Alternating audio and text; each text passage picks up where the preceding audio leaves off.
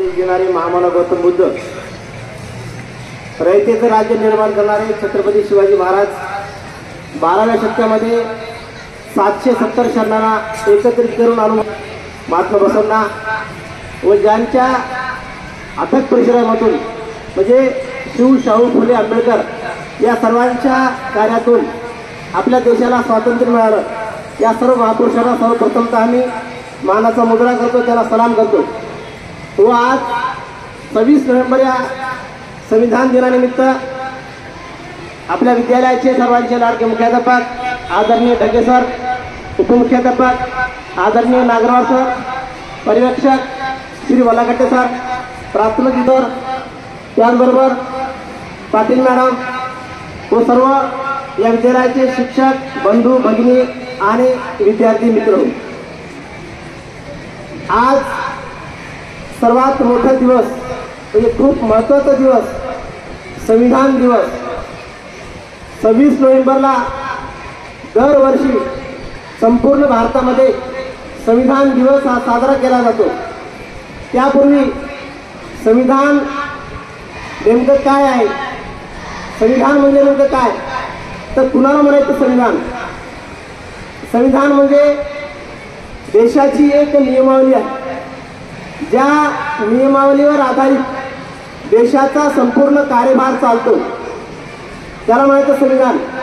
म्हणजे लोकशाही म्हणजे दोन शब्द येतात, लोक आणि शाही म्हणजे डेमोक्रेसी, म्हणजे लोकांनी लोकांचे लोकांसाठी लोकांमार्फत लोकांद्वारे लोकांसाठी चालवलेले जे प्रशासन आहे त्याला म्हणतात लोकशाही। म्हणजे लोकांची सत्ता डेमोक्रेसी, म्हणजे demos plus kratia plus is equal to democracy, म्हणजे लोकांची सत्ता ही 26 नोव्हेंबर 1949 रोजी अंमलात आली आणि 26 जानेवारी 1950 ला हा संविधान दिवस भारतामध्ये प्रजेच्या माध्यमातून लागू करण्यात आला। मग 1950 ला संविधान का लागू करण्यात आला?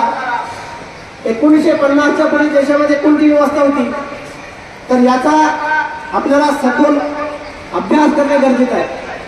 या देशामध्ये संविधानाच्या पूर्वी जसं इंग्रजांचं राज्य होतं त्याला BPC म्हणजे ब्रिटिश पिनल कोड हे लागू होतं, तर त्यापूर्वी देशामध्ये वर्णव्यवस्थेचा कायदा लागू होता। तर या वर्णव्यवस्थेच्या कायद्यामध्ये म्हणजे सामान्य लोकांना जीवन जगण्याचा जो अधिकार होता तर तो अधिकार वंचित होता, म्हणून या देशाला संविधान लागू करण्यात आलं। आणि त्यामध्ये जो वर्णव्यवस्थेचा कायदा होता तर त्या वर्णव्यवस्थेच्या कायद्याच्या माध्यमातून या देशातील असणाऱ्या सामान्य लोकांना, ज्यांना आपण दीन दलितांना म्हणतो, तर त्या लोकांना मान सन्मानाने म्हणजे माणूस म्हणून माणसाला जीवन जगण्याचा जो अधिकार होता तर तो अधिकार वंचित होता। म्हणून या देशाला संविधान दिवस, या देशाला संविधान देण्याचं कार्य भारताचे शिल्पकार भारतरत्न विश्वरत्न डॉक्टर बाबासाहेब आंबेडकरांनी हा संविधान दिला। या संविधानाच्या माध्यमातून या देशातील असणारे जे वेगवेगळ्या जातीचे धर्माचे लोक आहेत त्या सर्व जाती धर्मांच्या लोकांना या संविधानाच्या माध्यमातून मूलभूत अधिकार दिला।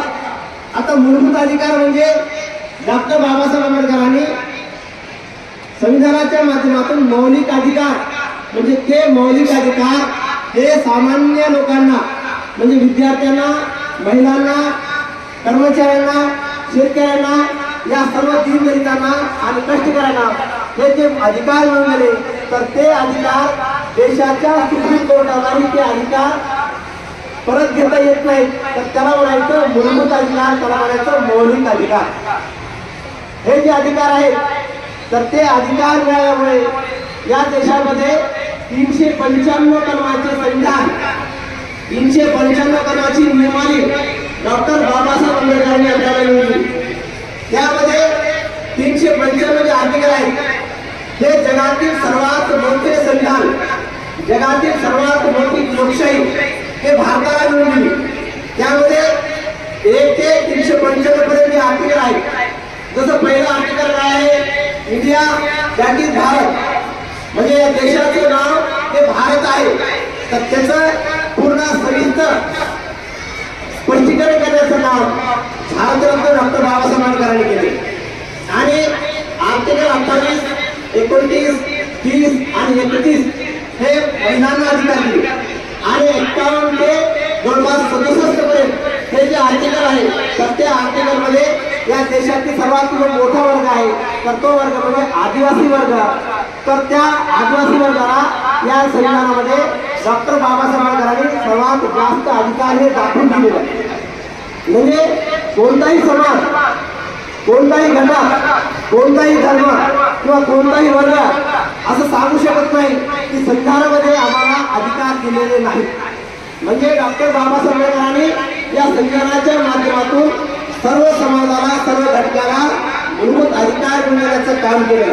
आणि सर्वात प्रथमतः आपल्या डोळ्यासमोर जो छत्रपती शिवाजी महाराजांचं जे राज्य होतं ते राज्य म्हणजे रयतेचं राज्य. ते रयतेचं राज्य महाजिजाऊंनी छत्रपती शिवाजी महाराजांना निर्माण करण्यासाठी अतोनात प्रयत्न केले होतं. तर ते रयतेचं राज्य डॉक्टर बाबासाहेब आंबेडकरांनी आपल्या डोळ्यासमोर ठेवलं.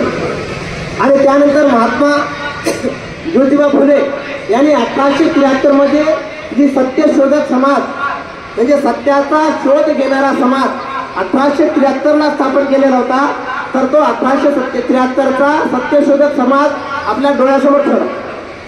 त्यानंतर महात्मा बसवण्यांचं जे अनुभव मंडप होतं, जे अनुभव मंडप 770 शरणांना एकत्रित करून केलं होतं.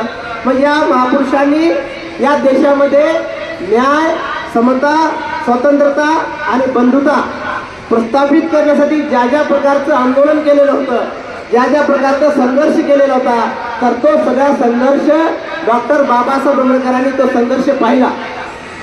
कारण ज्यावेळेस डॉक्टर बाबासाहेब आंबेडकर संविधान लिहिल्यानंतर इंग्लंडमध्ये त्याला एका पत्रकाराने विचारलं, तुम्ही एवढ्या मोठ्या देशाचं एवढं मोठं संविधान लिहिलेलं आहे, ज्या संविधानामध्ये 395 कलम आहेत, इतकं मोठं संविधान आहे आणि हे संविधान लिहित असताना तुम्हाला कोणत्या प्रकारचा त्रास झाला असेल, तुम्ही डोळ्यासमोर काय आदर्श ठेवून संविधान लिहिलेलं आहे. तर त्यावेळेस डॉक्टर बाबासाहेब आंबेडकरांनी त्या पत्रकाराला सांगितलं, मला कसल्याही प्रकारची अडचण आलेली नाही, कारण माझ्यासोबत माझ्या पूर्वजांचा जो इतिहास होता, छत्रपती शिवाजी महाराजांचं जे रयतेचं राज्य होतं तर ते रयतेचं राज्य मी माझ्या डोळ्यासमोर ठेवलेलं आहे, ते उत्तर दिलेलं आहे. आणि त्यानंतर या संविधानाचं जे मूळ प्रत तयार झाली, ही संविधानाची मूळ प्रत तयार झाल्यानंतर त्यामध्ये पहिल्यांदाची अंमलबजावणी झाली. आपण जसं म्हणतो 15 ऑगस्ट 1947 आपला भारत देश स्वातंत्र्य झाला. मात्र 26 जानेवारी 1950 नेमकं काय झालं? 26 जानेवारी 1950 त्या देशातील असणारी जी प्रजा आहे, या देशातील असणारे सर्वसामान्य लोक आहेत, सर्व जी जनता आहे, तर त्या सर्व लोकांना डॉक्टर बाबासाहेब आंबेडकरांनी या संविधानाच्या माध्यमातून मूलभूत अधिकार दिले. आणि सर्वात मोठा अधिकार दिला म्हणजे तो अधिकार म्हणजे मतदानाचा अधिकार. जसं आता आपल्या सर्व लोकांनी आताच्या झालेल्या विधानसभेच्या निवडणुकीमध्ये मतदानाचा अधिकार बजावलेला आहे. तर ज्यावेळेस डॉक्टर बाबासाहेब आंबेडकरांनी मतदानाचा अधिकार दिला तर त्यावेळेस त्यांच्या सोबत असणारे नानकचंद दत्तू ते डॉक्टर बाबासाहेब आंबेडकरांच्या सोबत होते. आणि संविधान सभेतून डॉक्टर बाबासाहेब आंबेडकर ज्यावेळेस बाहेर येत होते तर त्यावेळेस डॉक्टर बाबासाहेब आंबेडकर कधी प्रसन्न व्हायचे आणि कधी एकदम दुःखी व्हायचे.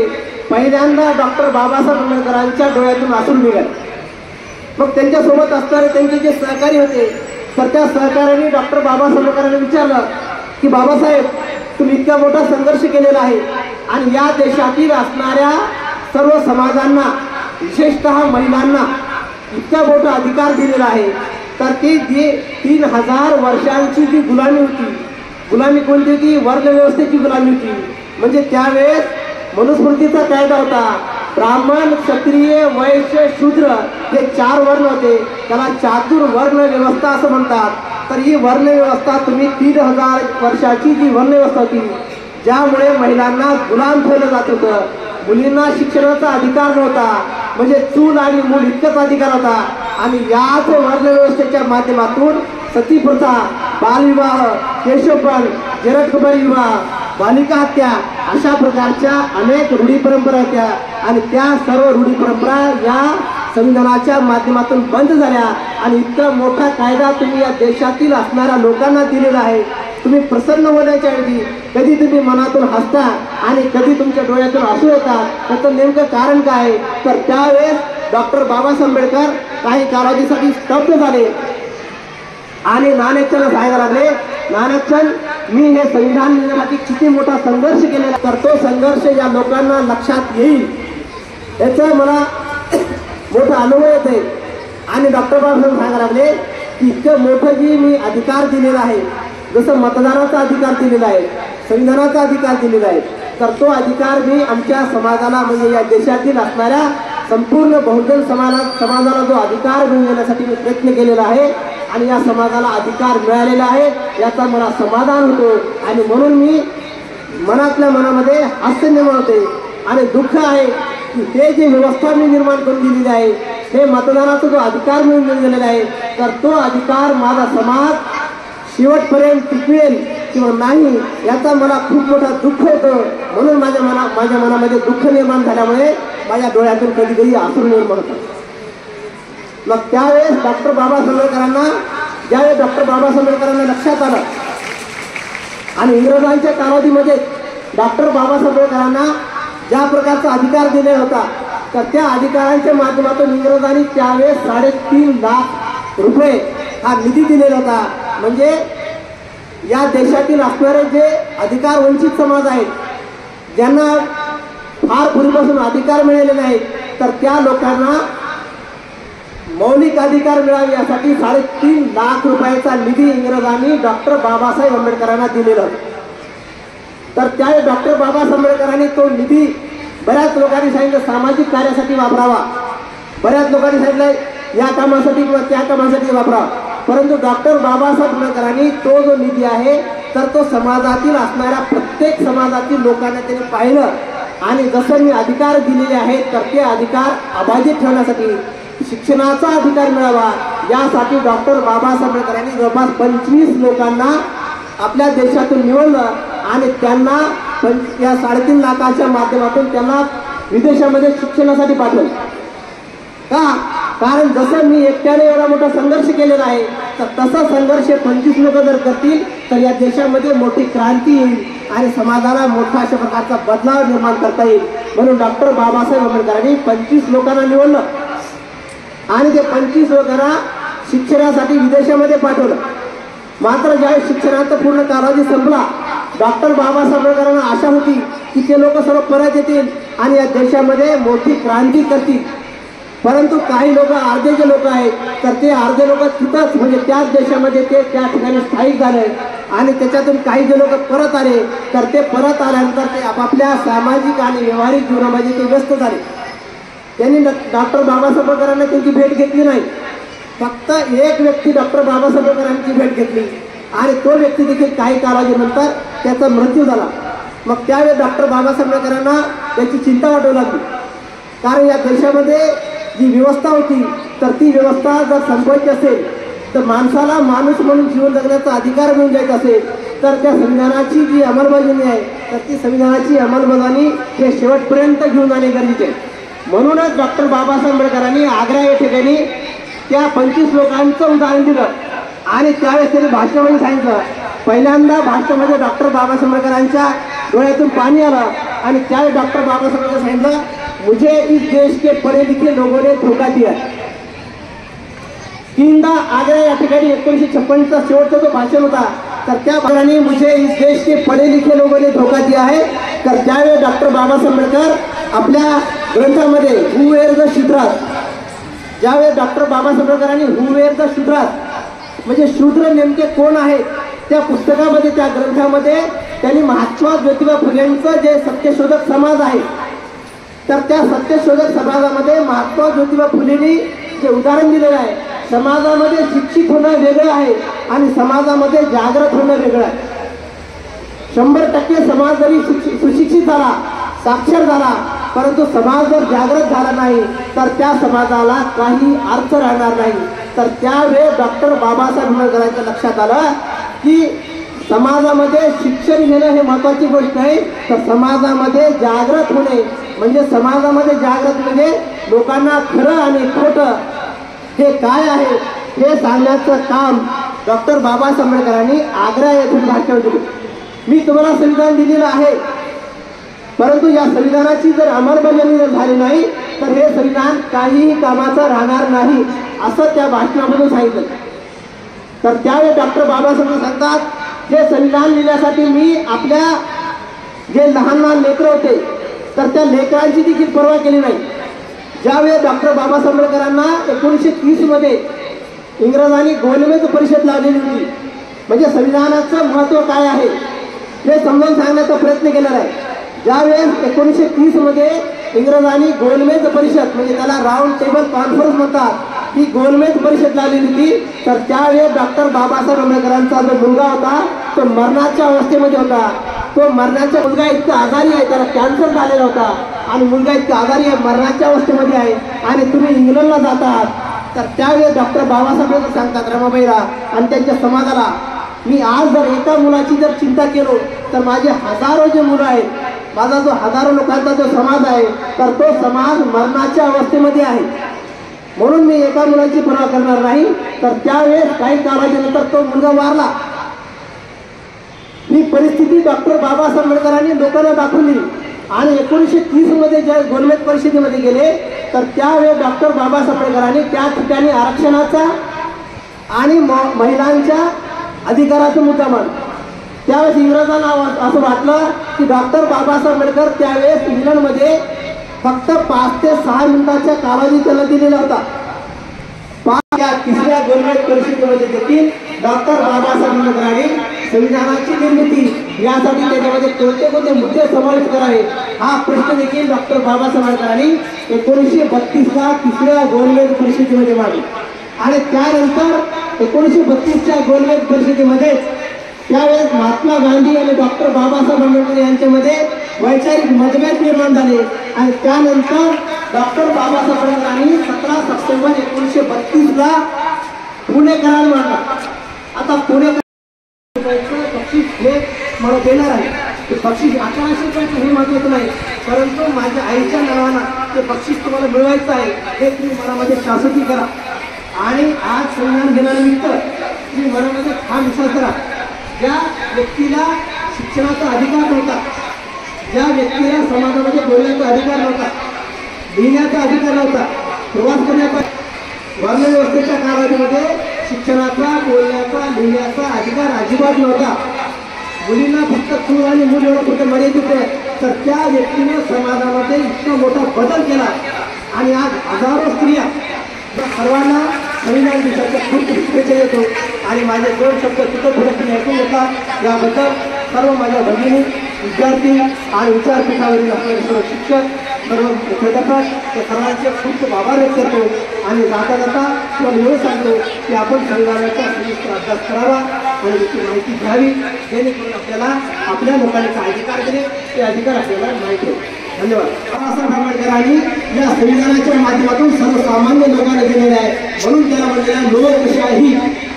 लोक म्हणजे लोक, शाही म्हणजे सत्ता, democracy, demos plus kratia is equal to democracy म्हणजे पीपल्स ऑफ द पॉवर.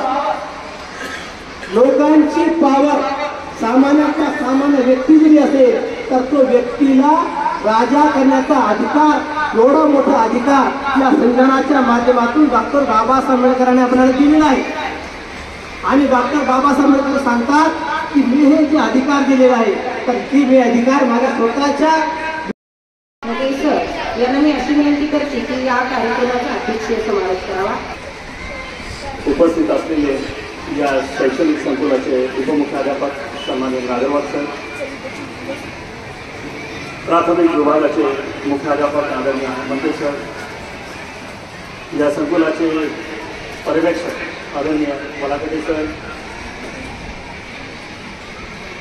पर्यवेक्षक आदरणीचार तुम्ही मित्र आत्ताच जवळजवळ 1 तास तुम्ही ज्यांचे विचार तुम्ही ऐकलात असे आदरणीय डॉक्टर जमीर अत्तार सर, उपस्थित सर्व शिक्षक बंधू भगिनी आणि माझ्या बालमित्रांनो, खरं तर बसायची व्यवस्था असताना सुद्धा आमचे बरेचसे शिक्षक या ठिकाणी विद्यार्थी बोलणार नाही, शिस्त लावण्यासाठी आमचे बरेचसे शिक्षक या ठिकाणी म्हणजे विद्यार्थ्यांमध्ये सामील झालेले आहेत त्या सर्वांसाठी मित्र तुम्ही एकदा जोरदार टाळ्या वाजवायचं.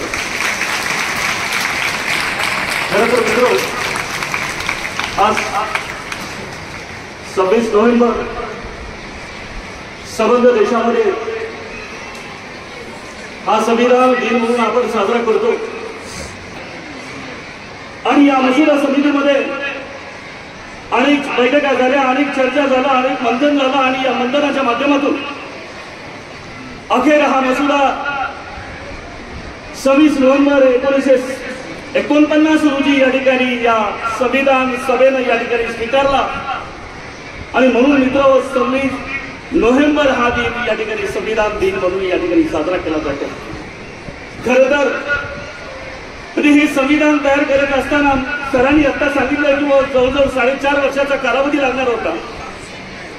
परंतु डॉक्टर बाबासाहेब आंबेडकरांनी विचार किंवा अभ्यासपूर्ण असा म्हणजे मंथन चिंतन करून म्हणजे या देशाची घटना 2 वर्ष 11 महिने 18 दिवसामध्ये या ठिकाणी लिहिली.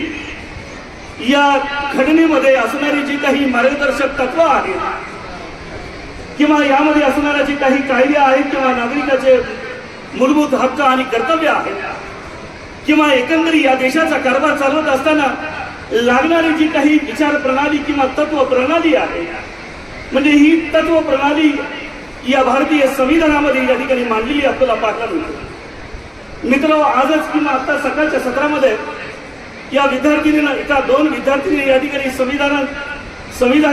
संविधानाच्या उद्देशिकेचं या ठिकाणी वाचन केलं.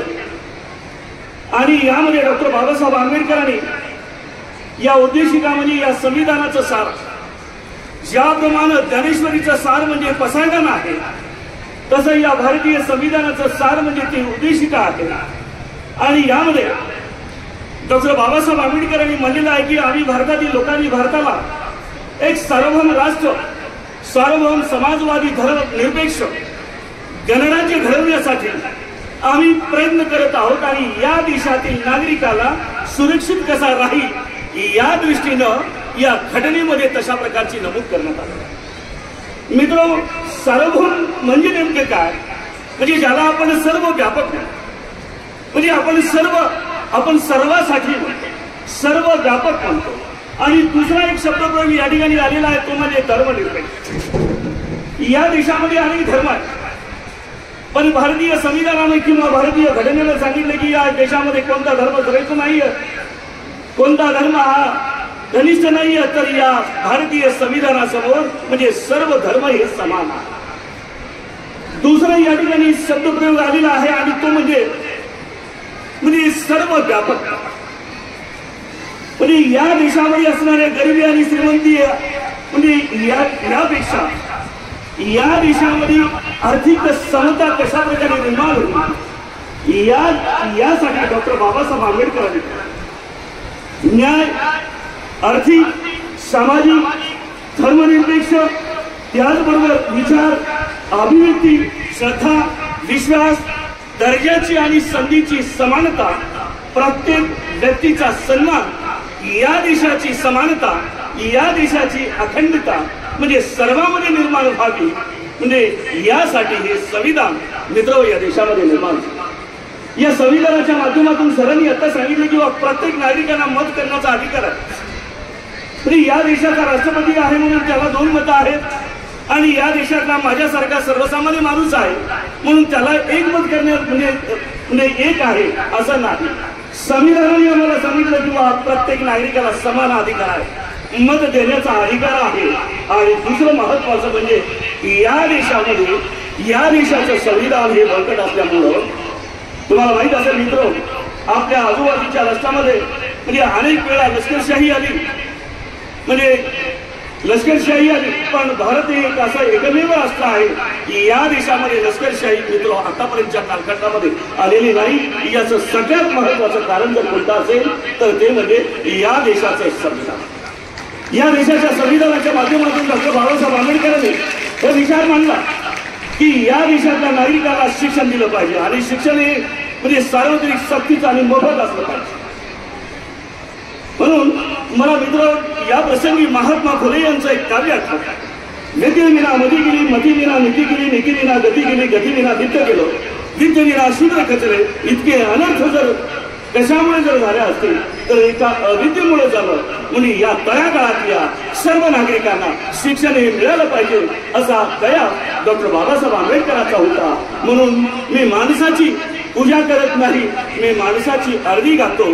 ज्या गावामध्ये सूर्य नाही त्या गावामध्ये मी प्रकाश देण्याचं काम करतोय. हा प्रकाश जर कोणता असेल तर तो प्रकाश हा ज्ञानाचा आहे. आणि हे ज्ञान आपल्याला संविधानाच्या माध्यमातून, संविधानामध्ये असणाऱ्या तत्वाच्या माध्यमातून डॉक्टर बाबासाहेब आंबेडकरांनी मांडलेला आपल्याला पाहायला मिळतो.